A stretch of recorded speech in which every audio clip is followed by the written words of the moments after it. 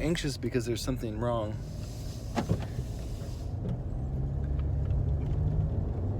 And people can't put their finger on it.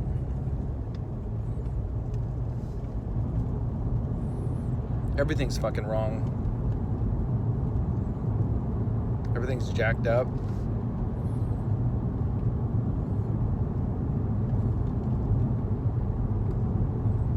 No one knows what to do about it. And nobody wants to be inconvenienced by it. So it continues.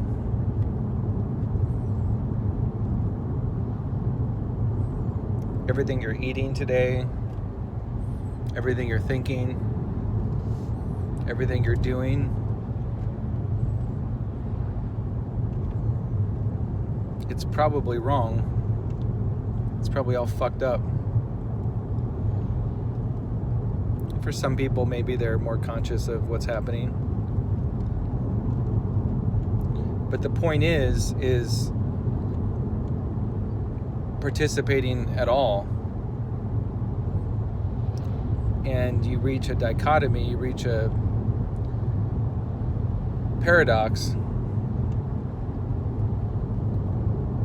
where you're alive and in this body,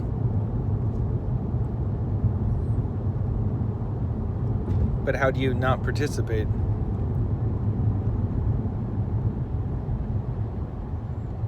And how do you do it with happiness? So these are the bigger questions that come up, and they're very hard to navigate because we don't have knowledge and wisdom and the old traditions of initiations and an understanding of the invisible side of life. So people flounder. They are full of anxiety and depression. They want to get on pills. They blame themselves for not being able to really get into their work or their job. They blame themselves for their health problems and all these things. And it is, in a sense, all of those things are our responsibilities. But if you put a gun in a child's hand and, 12-pack of Pepsi, what do you expect the result to be? So, spirituality in a modern sense, in a modern world, is both warfare and total peace. And I don't mean it in the sense of violence. I mean it in the sense that there's forces that have interests in your lack of well-being and lack of autonomy. So there's a war for your mind. It's a war within your own mind in navigating thoughts, ideas, feelings, attitudes, attachments, all that crap. So we have to be in a state of observance in every moment, and not getting rid of bad feelings, but integrating the experience that we're having here. And as we wake up and get out of the drunken stupor of personal conquest and getting things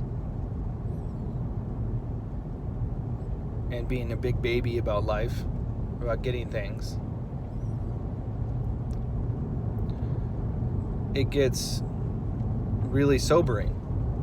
And we can see the true state of the world and truly what's happening. We can see what's going on in government and industry and in our minds, and the circumstances that we're faced with, and shit gets real. So if you're feeling anxious, depressed, anything like that, it's not about fighting it to fit in, because what are you fitting into? You're fitting into sickness. Your anxiety or depression is more times than not biologically induced meditation. It's something that we experience to slow us down so we can get more in touch with who we really are and how we're really feeling. And I just always think about, I was fortunate enough to meet Ray Bradbury before he passed, and one of his quotes is, "Don't do what you hate."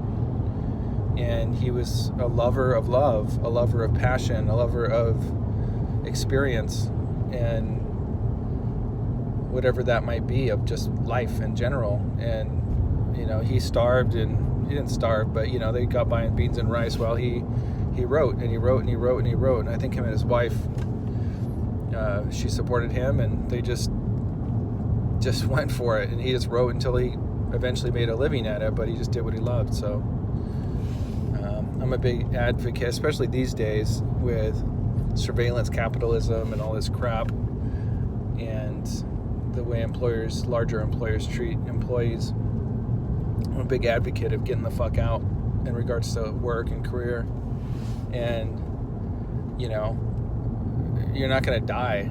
If once you've gone through that experience of cleansing yourself of your addictions to all these things, you can live quite peacefully and happily with very little. It's a state of mind. So anyway, just wanted to do a quick video about anxiety, depression, and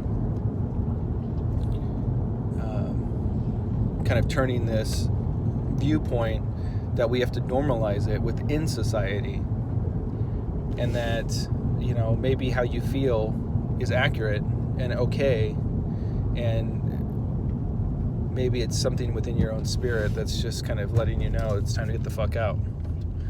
So anyway, I hope you guys are having a good day. Take care of yourself. Later.